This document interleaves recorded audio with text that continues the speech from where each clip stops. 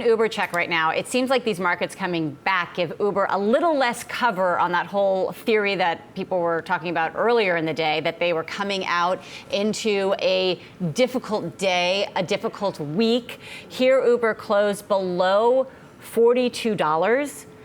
This is not what you would expect to see on your very first day Morgan out. Stanley ran out of buying power at the end of the day. Well, the question is, has Morgan Stanley, how much have they come in here? Are they waiting till next week? Are they trying to flush out sellers here to get in? I mean, there's all sorts of strategies for how a syndicate is going to manage the firepower that they have. And I don't think we know exactly what the playbook on Uber is yet. Better damn well believe they were in there buying stock today. And if you look at the price action in Uber, it actually, to me, shows a very clean kind of way that firms use their the institutional buyers use their firepower, right? We open below that 42. Obviously, they had a lot of struggles building the book. The stock very quickly goes under that level, but it is defended pretty firmly, and we get back to, just below that $45 price where it set last night. And then a little bit of just that steam came out of the folks who wanted to come in and bid and bid and bid because they had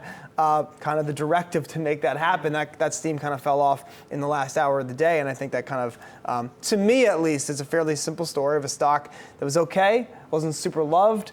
They did everything they could to defend it, but in this environment, on this day and this week, it's going to be hard to find a lot of marginal buyers. And it's worth noting that Uber sold shares in 2015 at $48 per share. Now coming out at $41 per share, that has to be disappointing for at least a lot of Uber engineers, Uber employees who are looking to make a little bit of money for what they got in stock at the company. Yeah, and so coming out flat after more than 3 years, that has to be disappointing. I think it's a really interesting dynamic for them going forward. Yeah. Their employee base. And just talking about, so if the underwriters are in here, we also had retail investors. We have some data coming out from TD Ameritrade that Uber made up about 10% of their trading.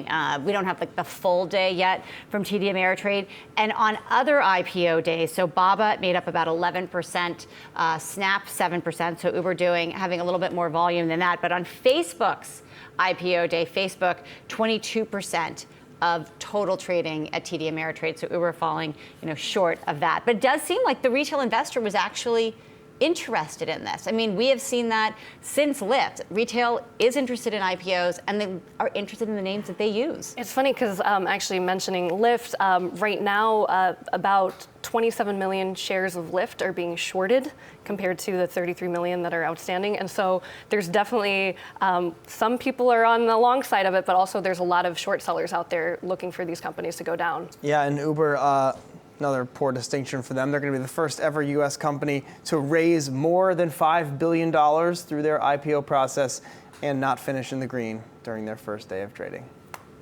It's just how it goes sometimes, it's just day one, all right?